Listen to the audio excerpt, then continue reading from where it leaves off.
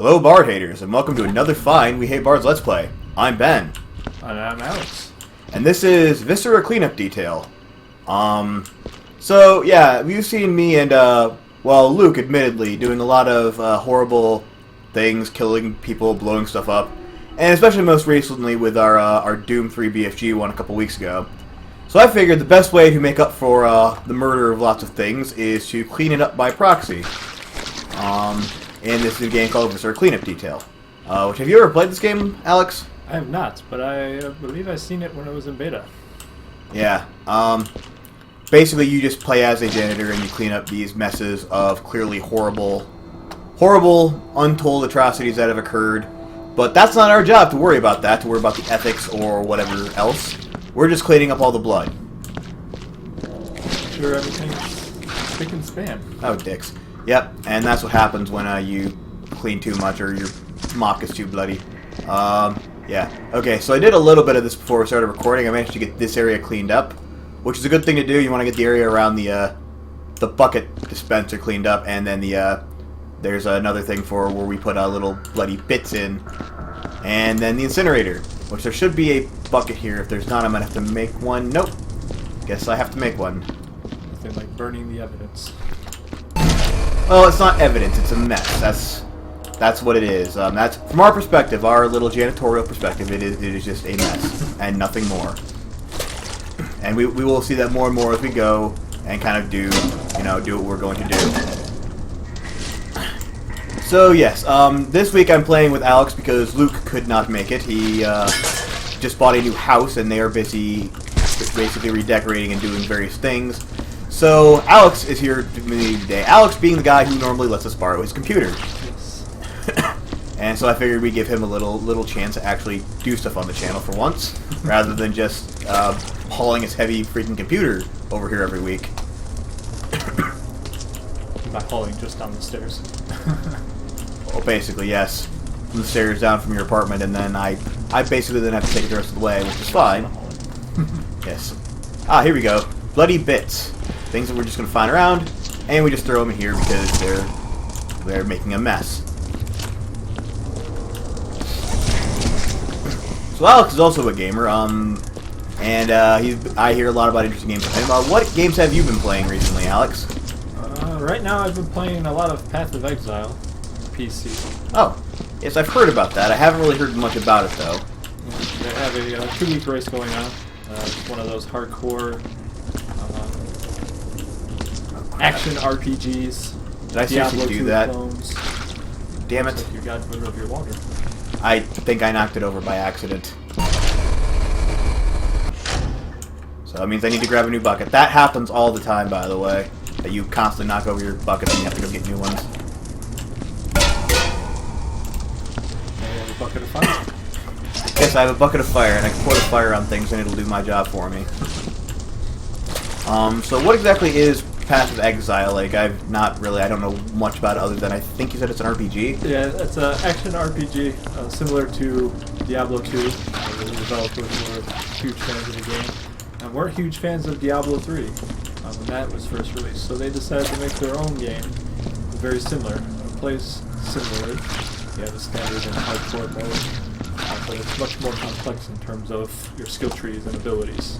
Much more versatility. So much more replay value. Right, because that is the big, to me, always the big question of whether or not an RPG can be considered an RPG, is can you theoretically finish with 2 different builds every time? I don't think I've played the same build more than once, and I've died many times. Oh, so is it like a roguelike as well? Well, they have the hardcore mode and the standard mode, which is you play through until you complete it, or in hardcore, once you die, you have to install or start all over. Yeah. My preferred method of playing games tends to be more towards the hardcore versions.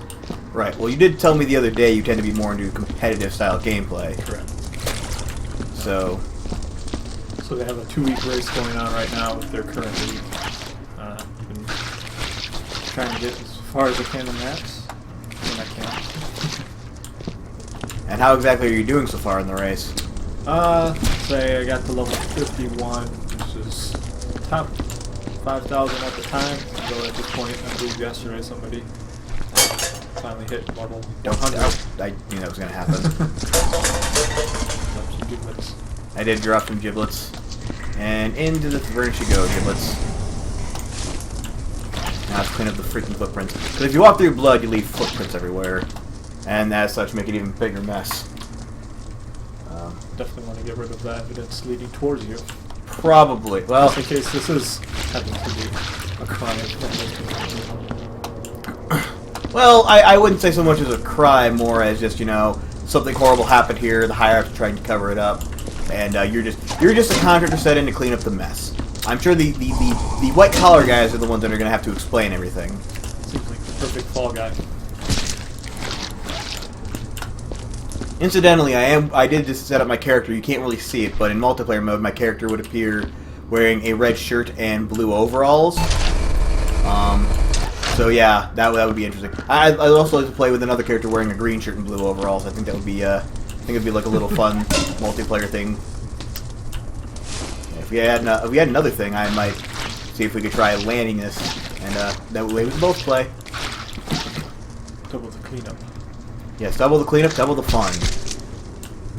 Maybe we could play catch with the arms. That would be interesting to see, because I don't know if you can actually... I don't think there's actually a throw function, but if there was, we could totally do that. And in goes this arm. And then the other thing we gotta do is we gotta clean up the alien bits as well, because there's alien bits in here. Just in case their police come. Yeah. Or in case people are asking, you know, when did we meet aliens?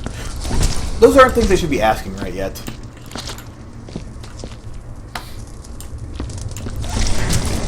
So, you've been playing Path of Exile, you said, for the most of the past several weeks. Correct, at least the last week. Right.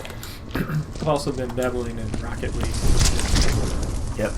Which, admittedly, that's a game I kind of been wanting to check out, because it looks interesting. It's a good way to pass time. Quick games. And, again, it's a competitive aspect of it.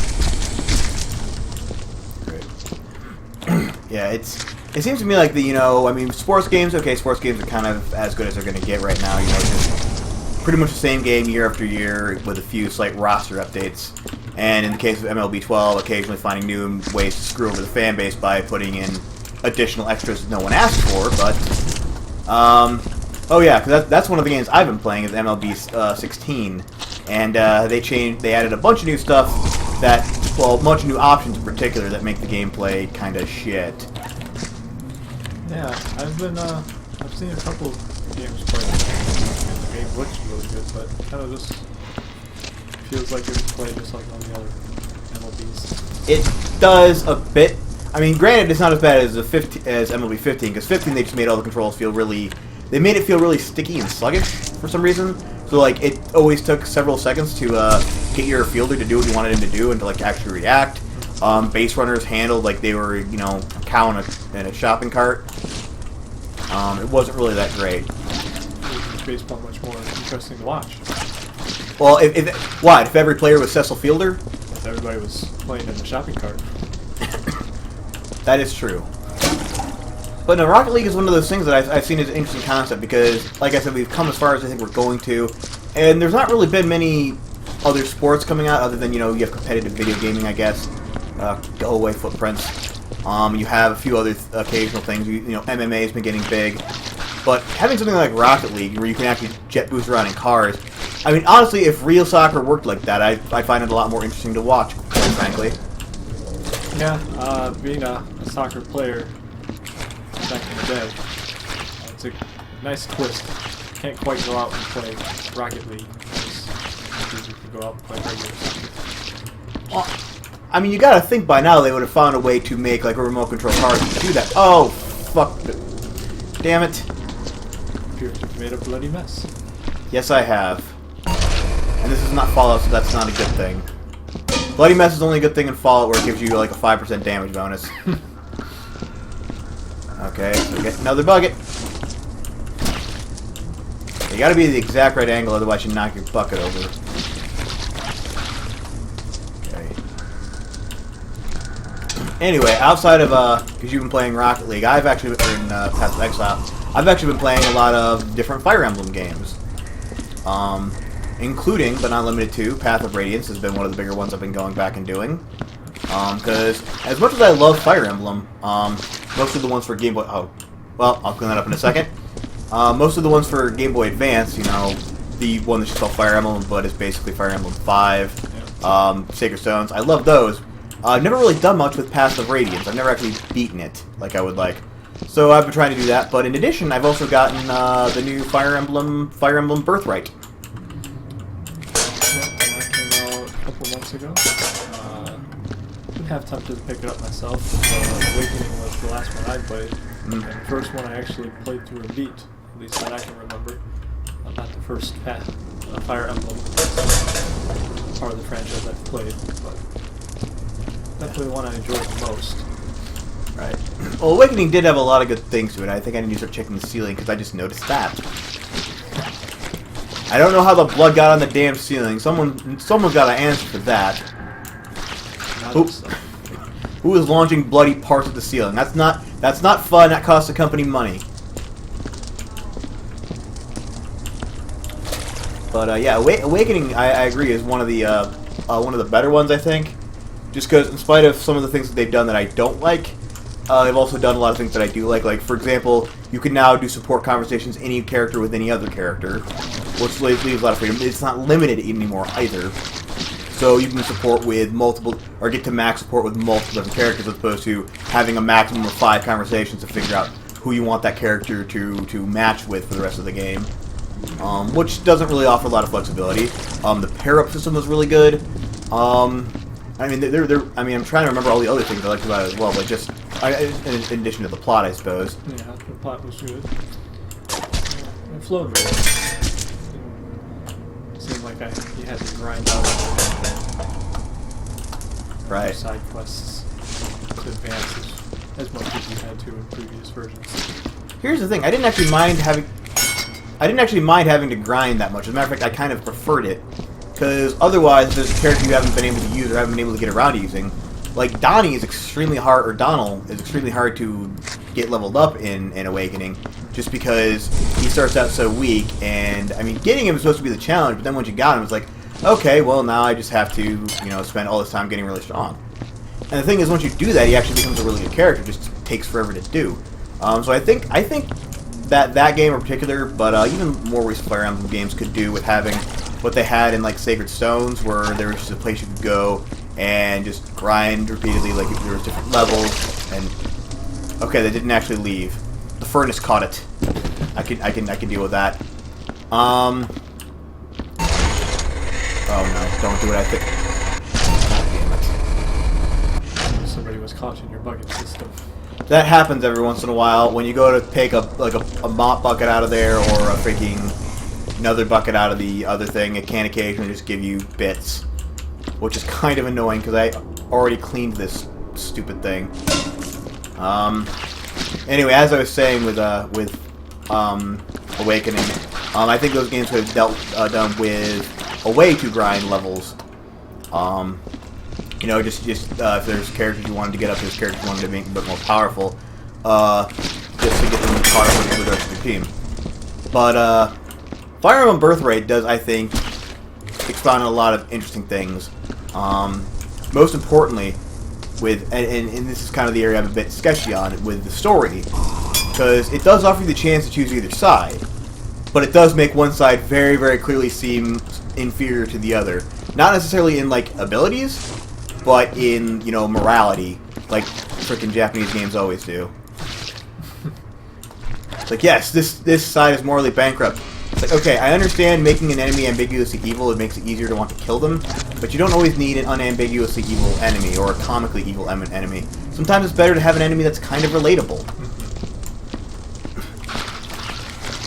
So you don't know how to feel. Well, yes, that's the point. That's building the world, that's building, you know, empathy, and making it you question, you know, am I really on the right side here?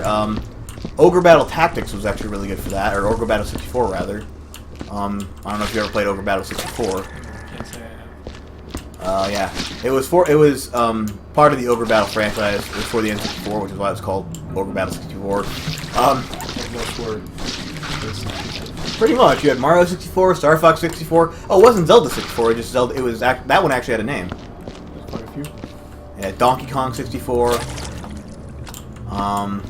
Didn't what was that? The racing game. Didn't F-Zero have an F-Zero 64? I know it had a game for it, but I don't know if it was called 64. Might have just been F-Zero, to be honest. But as I was saying before, like Ogre Battle 64, you start out working for like royalty, and it becomes very clear that the royalty is all intent on harshing. They use the term harshing, but basically oppressing the lower class and saying, yeah, the upper classes earn what they have, and that's why they're allowed to tax you so much.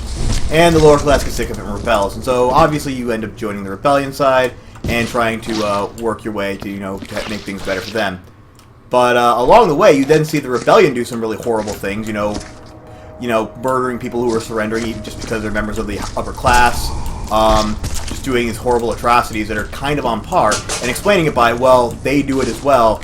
If we didn't do it, we'd be left behind. And I like that. The moral ambiguity of, okay, they both do horrible things. Which one do I actually want to support here?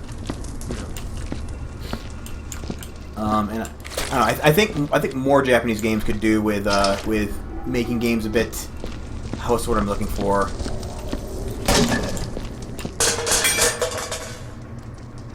More relatable. Well, not delightable. Not so. I guess gray. Generic. Yeah, I guess more or more gray, more murky. Like how we. Can I jump up there? Might need a table. I might actually need to. Yeah, you're right. I might actually need to jump on something. Meantime, though, let's stick this in the incinerator because this is and into the incinerator you go. There we go. Didn't actually occur to me that was a body. It is. I thought it was just a tarp. Nope. It is. There's probably a body in there. In the meantime, I need to find a crate to jump on. Ah. Oop. Oh wait, no. Oh, this is one of the vending machines. Yeah. You can get stuff out of there. You can get like lanterns to like dark areas. You can get a couple of things. Like what's this? First aid supplies. Oh, is that what we need to be doing? I didn't even realize that. Yeah, like we need to restock the first aid kits. That's why they haven't been staying shut. Like I did not know that. Let's see if I'm right.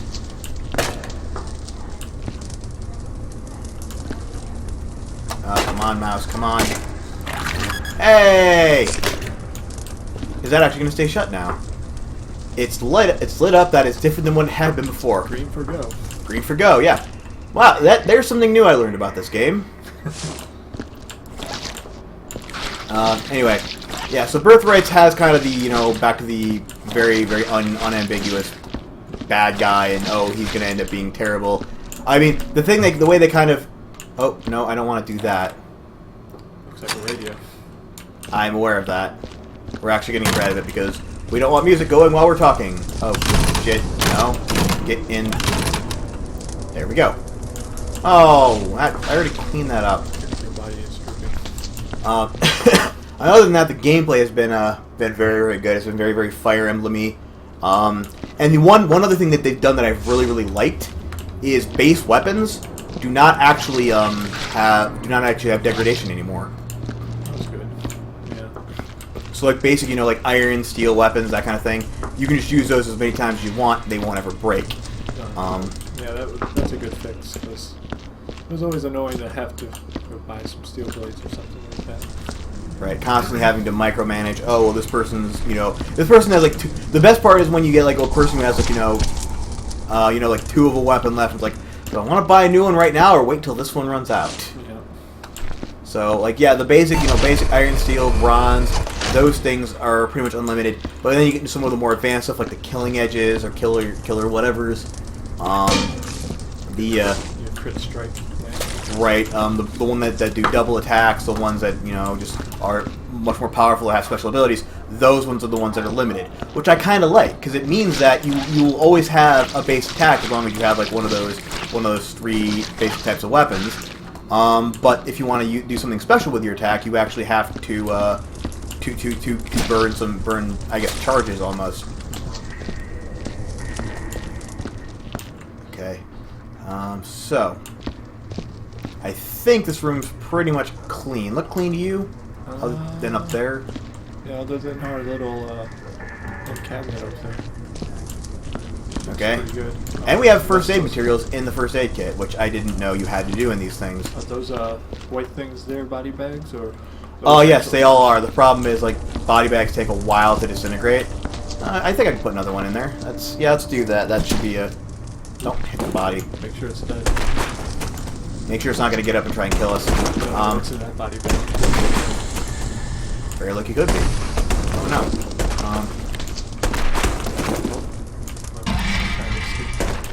No, it won't. Bye bye.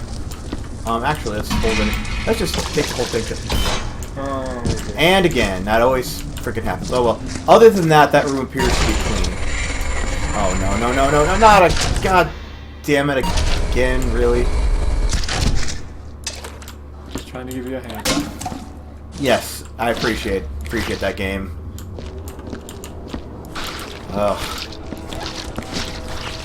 So, what exactly are you like?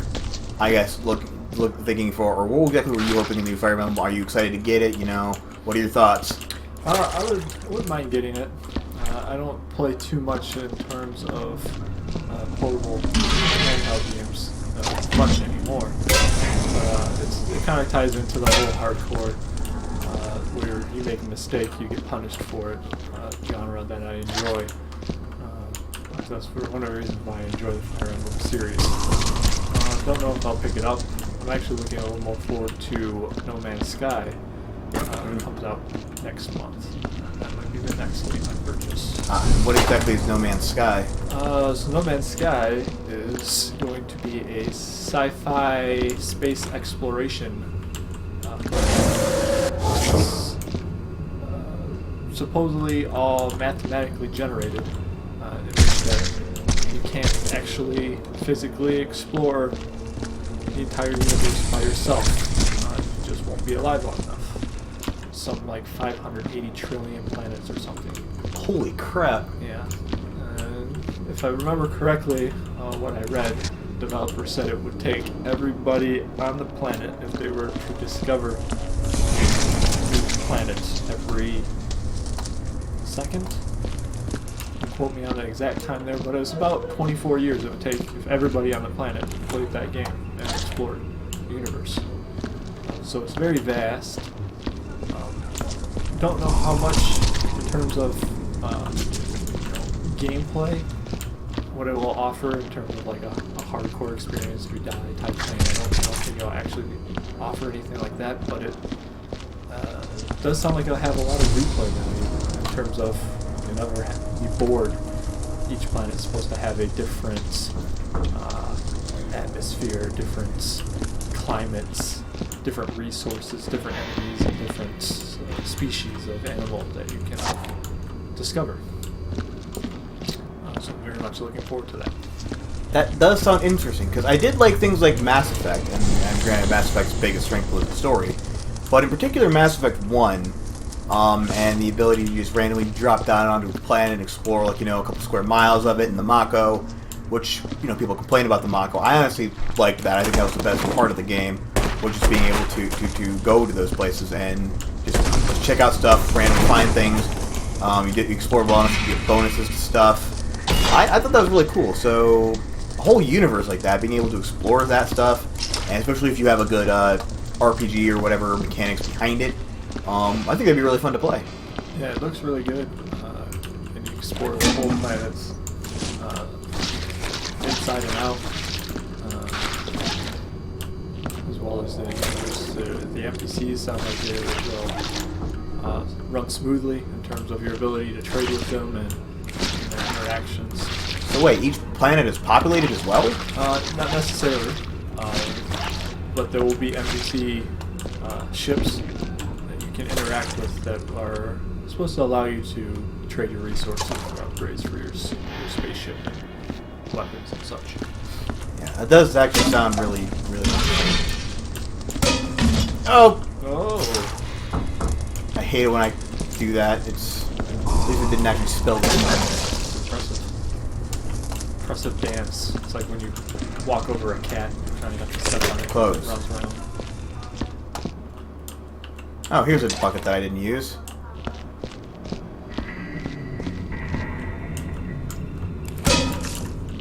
its use in here. It absolutely will. Once that comes out, that's a game I guess I put on my list. Another game I want to put on my list is Undertale. I've heard good things about it. I've heard it's, you know, kind of a pixely RPG type experience, but with multiple ways to play, multiple endings, just multiple everything. And I was told not to look into any more than that, just because it might spoil the experience. I can't say I'm actually familiar with it, but it does sound like a game I've heard. Yeah, it's on Steam. Apparently, it's only like $10. That's probably what I've seen it from. Yeah, I might go back. I might go on once we're done and even, you know, check that out. Leave that there. That's not what I wanted to actually press. So let's go and grab this. But that's another game I've been wanting to do. I kind of want to finish up Birthright as well. And then plus I got the fucking hell. I knew I was going to do that. Well, it's a good thing I got that other bucket earlier. So I have to chuck this in the frickin' thing. I mean, I suppose I could use it to collect bits, but it doesn't really work well for that. Alright. Bucket. For fuck's sake.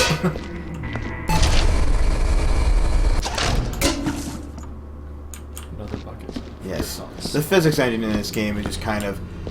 I mean, it's meant to be a bit more realistic or whatever, but it's sometimes you just randomly knock stuff over. It gets really annoying. No.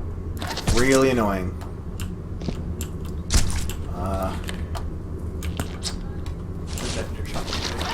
Yep. So, has anything been going on in the world of gaming news this week that you've been able to find? Let's see. A couple games coming out next week. Homefront Revolution. PC, PS4, Xbox One. I actually played the first Homefront. Yeah, so did I. Yeah. Just keep going through that. Looks like the DLC for Fallout 4 Hardware Thursday. God damn it. DLC for Fallout 4, huh? Yeah. I still need to actually get that game and play through it as well. I've played it a little bit, but I've touched on Fallout 3, but for some reason I could never really get into it. It's definitely a good game. And I don't know if it's because I was playing Skyrim about the same time. Same type of genre, just different types of... well, made by the exact same people, too. With a very similar interface.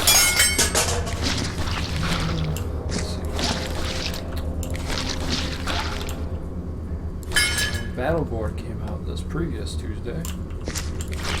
Battleborn, that's been out for a while.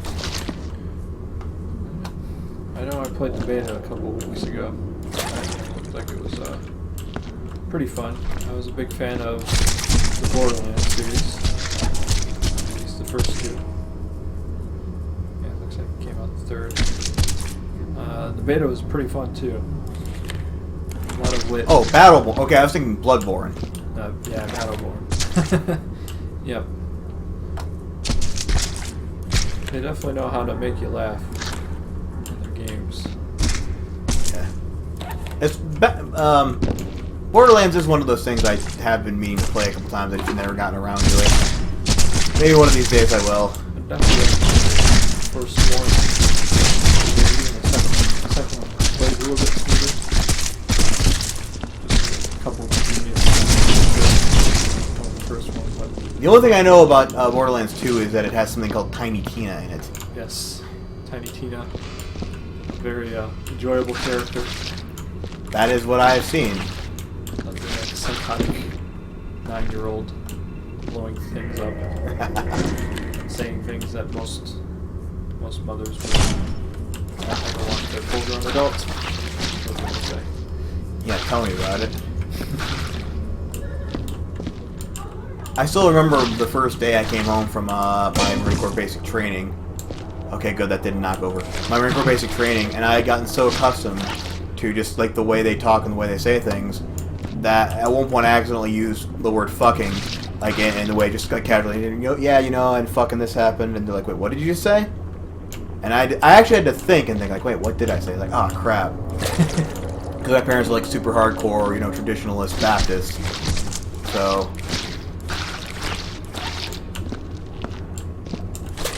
Hey, Doom came out this week. Yes, that's another big thing I've been seeing. They've been talking about it for quite a while, actually, and I played the beta a little bit, and I gotta say, I wasn't really that impressed. Yeah, I can't say I've gotten too much into the Doom series ever since the very first one. First couple back to the PC. Well, I remember playing the original Doom back in the day, man, and just like going through and that was a fun time of FPS when all you did was just run around and just murder things at a high rate. It was essentially the game that got me into speedrunning certain types of games. The whole idea of that game was to get through it as fast as possible. So. Yep. And I always got really poor marks in getting through it. Even though I'd like just speed run as fast as I could through it, I just never was able to do it. It's kind of like how in Devil May Cry, no matter how hard I try, I always just like get D rank on everything. Like Devil May Cry 4. And, I don't remember if I played it back in college. My roommate had it, went through it, dabbled into it. Fun to fight. Fun fights, but the story was kind of...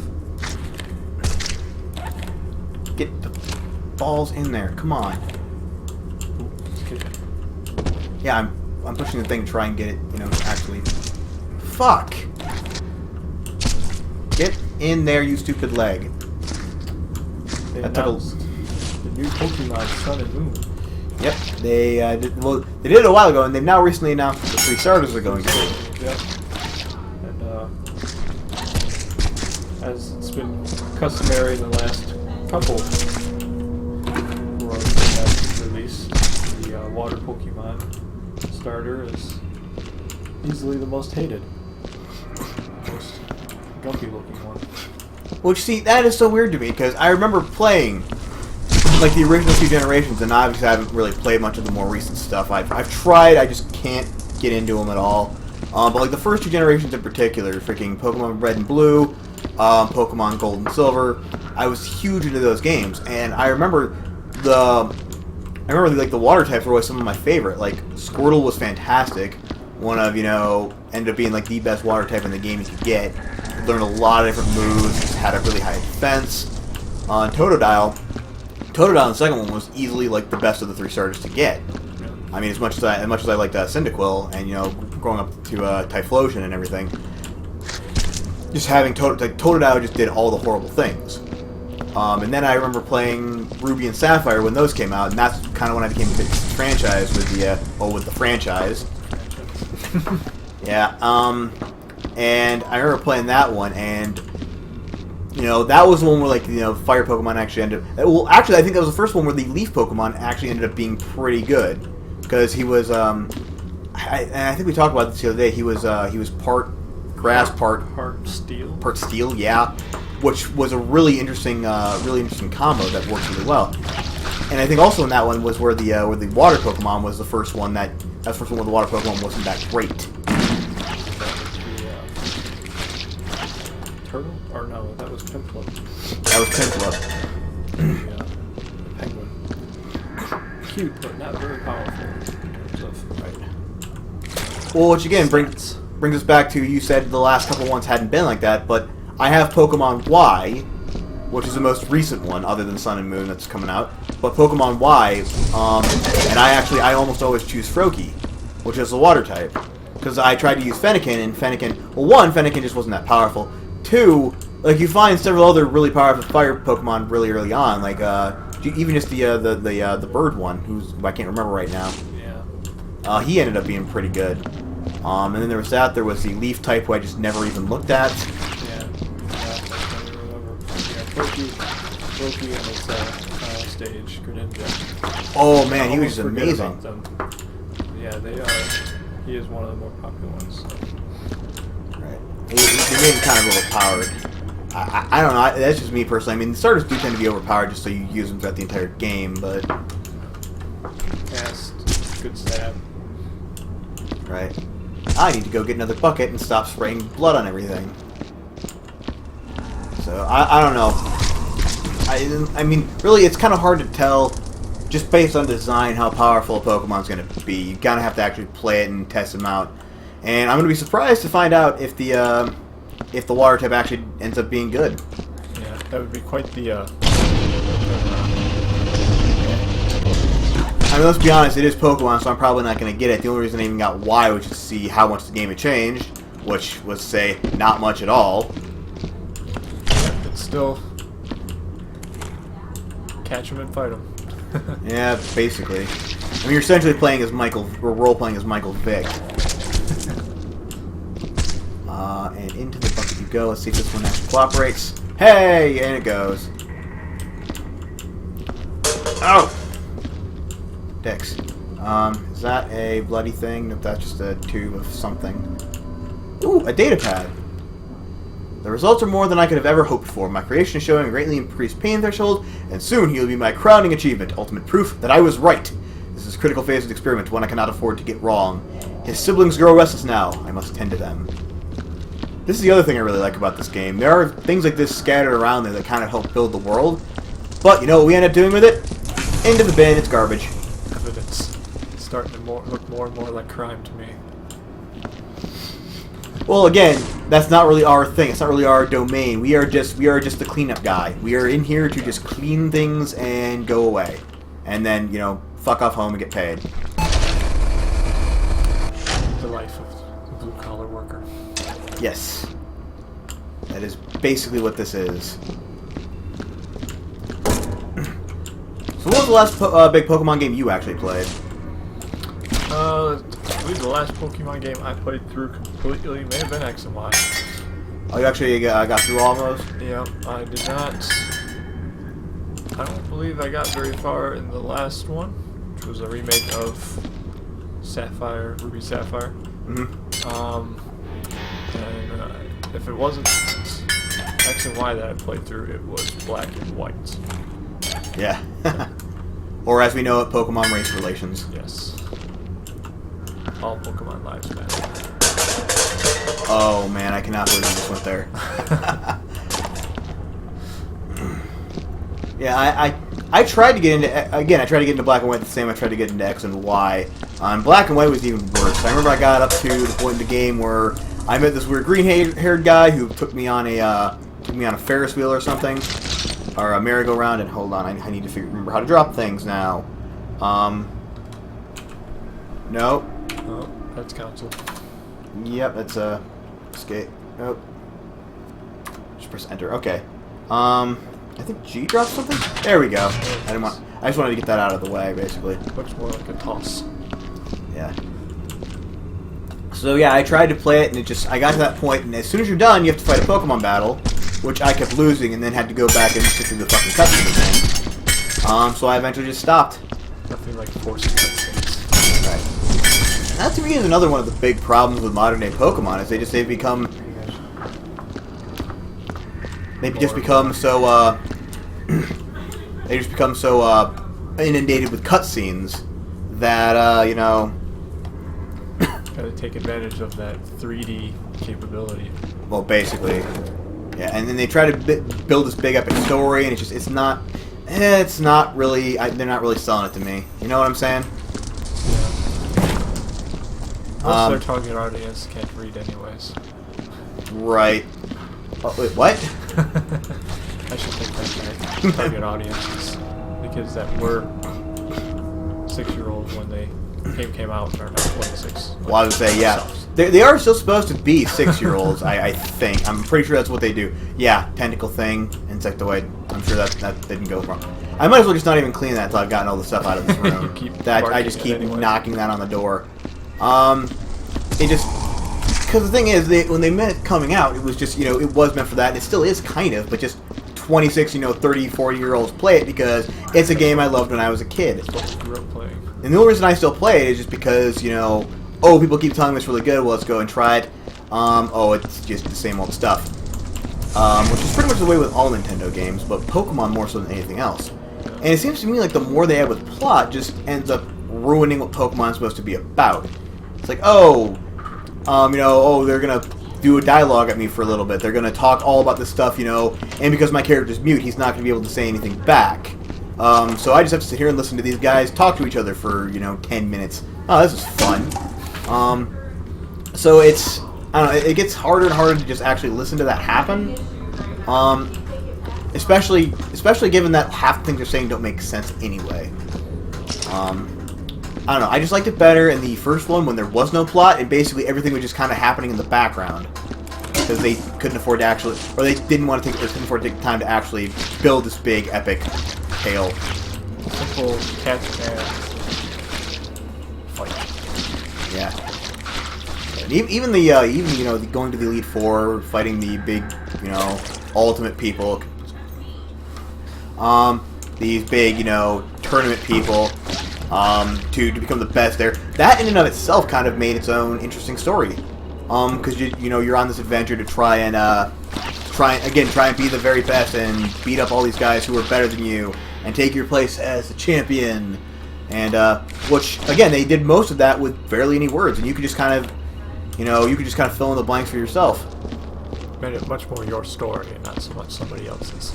Right. Which is another thing I hated about why they added like 4 or 5 other support characters. Like, these guys are going to travel with you. No, they're not. I don't want them to travel with me. Ooh, I wonder what's up here. Let's check this out. Apparently there's an upper level.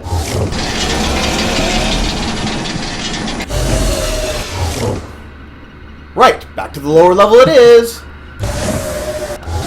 We'll leave that for the next guy, shall we? Yeah, it should be, yeah. So I think we're pretty much in agreement on Pokemon. It's just not that relevant anymore, and they can't seem to add anything new to it. Not what it used to be, that's for sure. So what else happened this week? Any juicy gossip that people are talking about? Well, actually, segueing off of not what it used to be, Call of Duty Infinite War trailer just came out. It is now the second most hated YouTube video on YouTube. Really? Yeah. What is Infinite War about? I've got to hear this. From what I understand, as I can't say I have watched the trailer myself, Call of Duty Modern Warfare, Infinite Warfare will be taking place in space. Okay. So, again, going into the future of weapons, but now taking it to space, you'll be fighting with more space-like technology. So basically you're going to be shooting guns with what they were manufactured by Mattel? Yeah. Not that Call of Duty was ever really played much for its single-player story mode. I did. I imagine the weapons and stuff like that won't be all that much more exciting than previous installments. I can't say I actually played. You can use an assault rifle, or you can use another assault rifle. That's Call of Duty in a nutshell right there. The most exciting part of it, though, with the Call of Duty game coming out, is that they're remastering Modern Warfare, the first one, which was Call of Duty 4, which is a game that I played quite a bit. I would say it would be the first game I played competitively. So it sounds like they're just going back to mine the last game they were sure was actually decent. Yeah, going back to the roots, I imagine they'll eventually do a Modern Warfare 2 remake with their next installment, if not before then. And milk the proverbial duo that was their Modern Warfare series. Dick tits. At least longer. Yeah, they didn't make a mess everywhere, but, it is what it is. Also, since I'm here, I'll give myself another one of these. The reason I say we're going to do that is because there's the first AT right here, and it's been bugging me.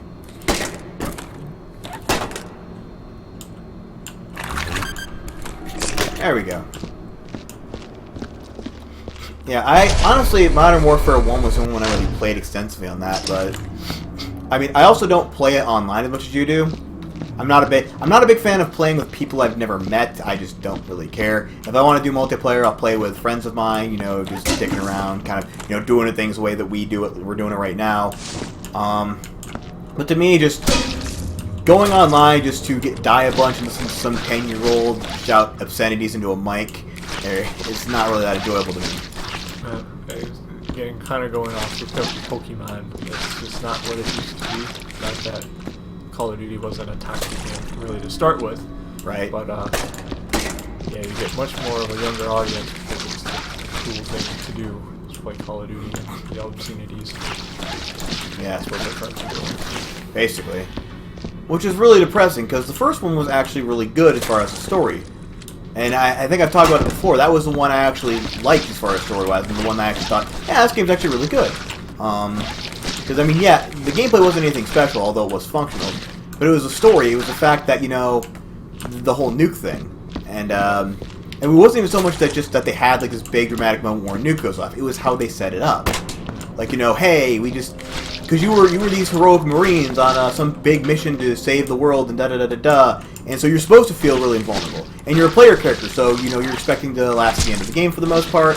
And on top of everything else, you had just come back from this big heroic rescue mission where you had rescued one of your allies who had crashed in a helicopter, who I believe was also a woman on top of everything else. So you had, like, triple thick plot armor, you would think, and then all of a sudden, out of nowhere, bam, nuke.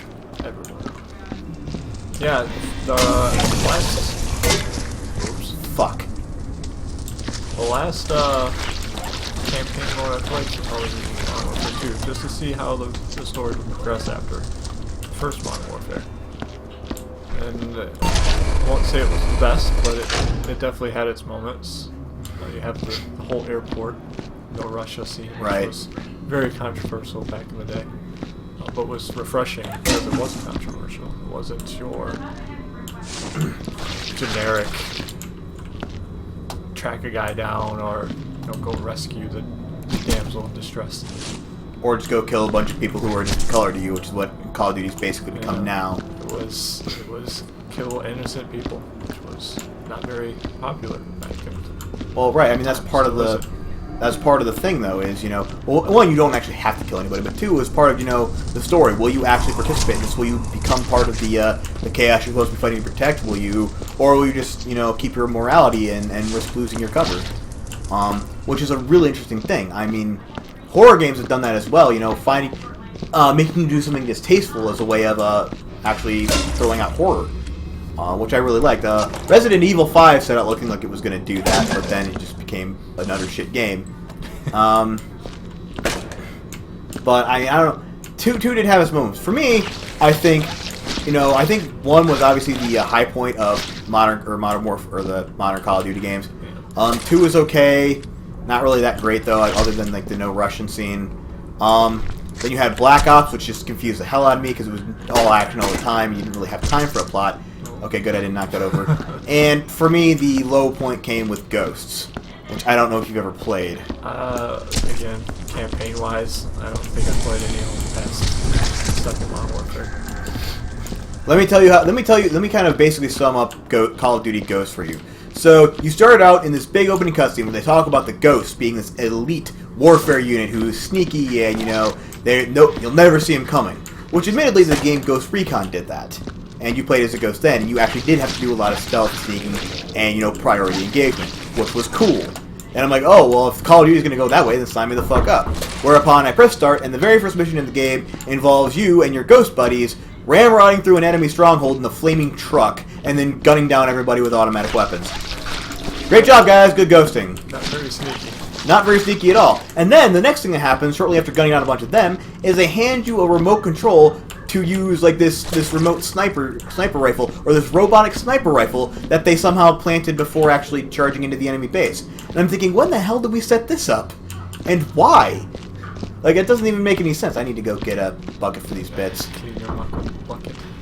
But it was just completely baffling to me. And then you actually get into the story, and this is where it really gets interesting. Because the idea is that shortly after the events of Modern Warfare 1, 2, and 3, which I'm sure you remember Modern Warfare 1 and 2, you know, so we have Modern Warfare 1, you have 2, where Russia invades us, then shortly within days of invading us in Modern Warfare 3, they then invade all of Europe at once, and now within, you know, a couple weeks of Russia invading all of Europe at once, we are invaded by all of South America at once. Why? I have no freaking clue. South America doesn't actively hate us the way the rest of the world does. I mean, they're not our biggest fans a lot of the time, but they don't actively hate us. Also, they have better things to do than pick on or try and fight America. But no, they're invading all of us at the same time, or all of the countries have teamed up to invade us for reasons. And so our mission is to go and, to stop them. And the first thing we have to do is take back the orb. Well, it does appear, before I get into the big one, the first thing, it does appear that it's going to be us taking on a vastly inferior U.S. force, taking on a force that is vastly superior because they have more numbers. But here's where it gets interesting, because the very first mission is you have to go and take back the orbital missile weapon that they stole from us. And it's like, okay, I gotta stop you there, Ghost. First of all, that is not a, vastly inferior U.S. having to fight a force that, is going to take us off. That is a force that is so hard for money that they have to steal our ridiculous technology.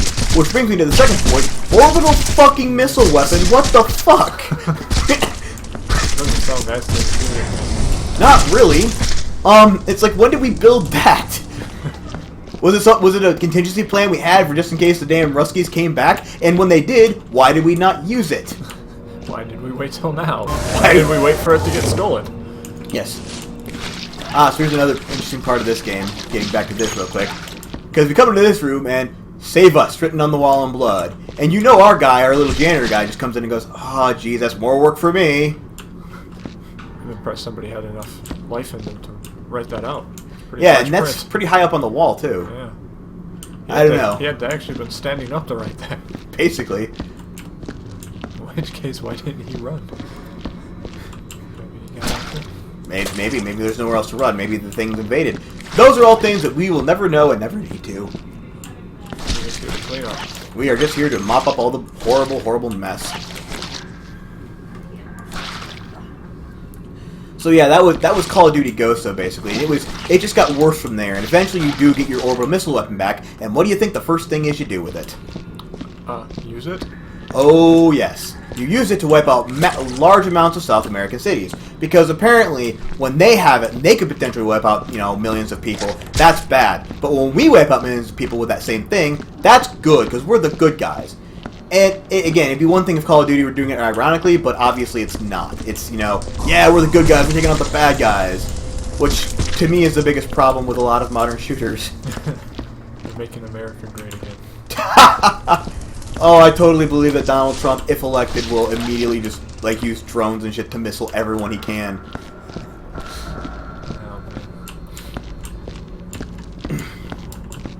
So, anything else on that list, then? Anything else we have to talk about?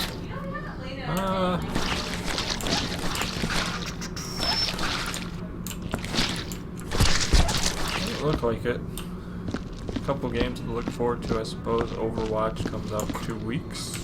Yep. Played the open beta for that. Very enjoyable game. Refreshing, simple shooter. Kind of feels like Team Fortress 2 update. Ooh. Made by Blizzard. Yeah, if you're a fan of Team Fortress 2. Might be a game to look into. I am a fan of Team Fortress 2. Don't have a lot of nonsense. A couple what I would feel balancing issues. I don't know how people feel about Bastion in that game, but he's a guy that turns into a turret, and you can. Wait, he turns into a turret? Yeah, well, he's a robot, so it makes a little more sense that he can turn into a turret. Yeah, with the proper skilled person behind him, he posts stuff on an objective in a corner. It can be quite difficult to take care of him. Other than that, the game is pretty well flushed. Played smooth. It was quite enjoyable. Yeah. I've actually heard good things about it, and I kind of want to play it because, like I said, I am a fan of Team Fortress 2. And I've been hearing every year or so, it's people come out saying, yeah, we've got something that'll rival Team Fortress 2, and every year I'm like, yeah, fucking right, it's not gonna do that. Like Brink, when it came out, it said, yeah, we're gonna be just like Team Fortress 2, but better. And I go, no, you're not. I'm gonna call that right now. You're not gonna be better than Team Fortress 2. And sure enough, it wasn't. Generally, if you're claiming you're gonna be better than something, you tend to fall short. Look at every game that tried to beat World of Warcraft. 10 years.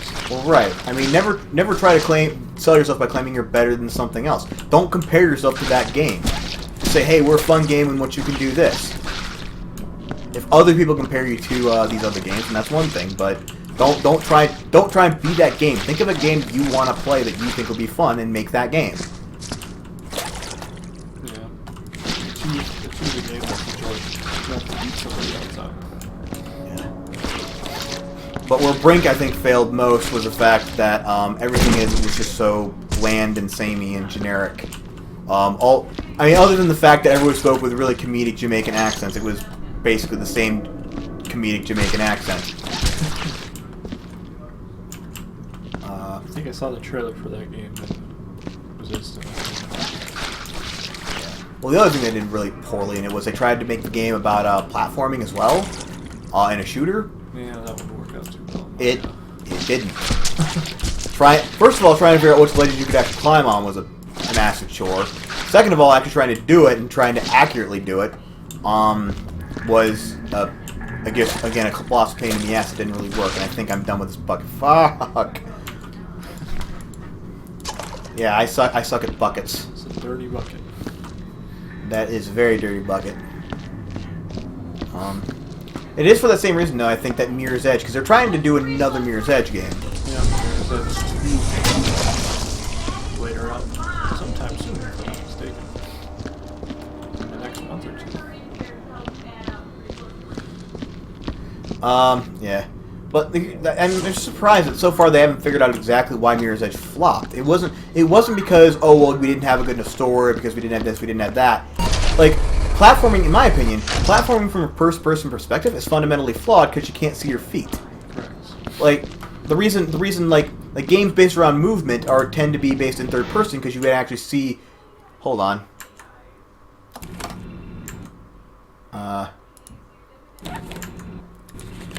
Yeah. Sorry. You have to be able to see the entirety of yourself in order to be able to know where you're going and plan the route effectively. That's why Assassin's Creed is in third person, whereas games in first person tend to be based around what you need to be seeing. So, like in this case, I want to be able to look at these blood spots. So it's based on my perspective.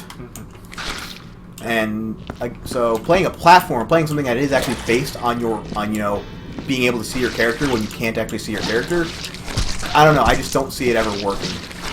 It was a very good-looking game, but I've seen it played. Can't say I played it myself, but it was a very unique experience jumping around. But again, yeah, it's quite confusing when you're trying to land on something you can't really see because of your perspective.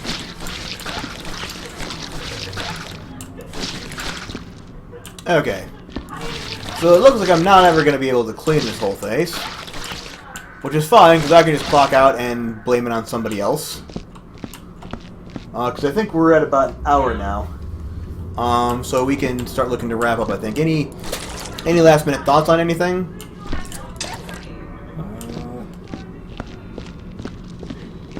Not much going on. Yep. It does seem that way. It seems like it's been a relatively slow, not even just a relatively slow news week in gaming, but a relatively slow news week in the world as well. Donald Trump hasn't recently said anything stupid again. There hasn't been any other big developments on any of our foreign fronts. Oh no! God. Again. One last hand for the road. Again, I mean, yeah, like it's been really, really quiet. It's summertime. We're pretty much the dull where everybody's either going to release in the holiday season or already has released. Again, a couple games to look forward to. I definitely would recommend checking out No Man's Sky. That's definitely what I'm looking forward to. Yeah, I definitely kind of want to. That does seem like a really interesting game I could get into. Again, given how big I am into Mass Effect and into some other games that have been along those same lines. Also, I mean, FTL isn't so much about exploration; that's more of a roguelike. But I mean, there have been several other games like that I've kind of wanted to look into.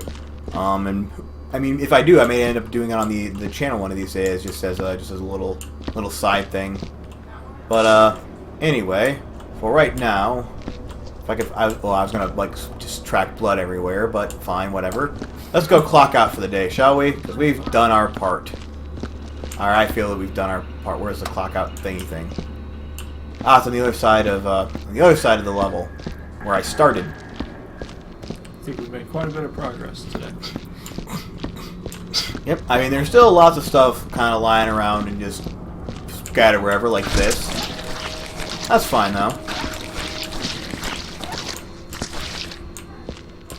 Yeah, next shift will get that. So, let's clock out, shall we? I don't care, I'm done. I'm proud of my performance and certain it will meet with... Well, I am proud of my performance. So let's go back to the office and just have a nice relaxing. Do you feel like you were engaged today?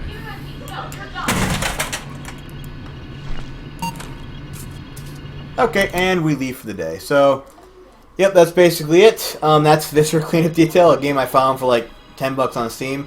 Pretty interesting game, good thing for just like when you randomly want to drown shit out and talk about random nonsense with someone. So, and by the way, I do want to apologize. I know I've been spoiling that something's going to happen with me and Luke here shortly. It's supposed to happen today, but obviously that, you know, life gets in the way sometimes. So hopefully 2 weeks from now when Luke stops by again, we'll be able to do the thing I wanted to do. But anyway, yeah, I hope so. But thanks as always for tuning in. I'm Ben. And I'm Alex. And this was Viscera Cleanup Detail. See you next time, everyone.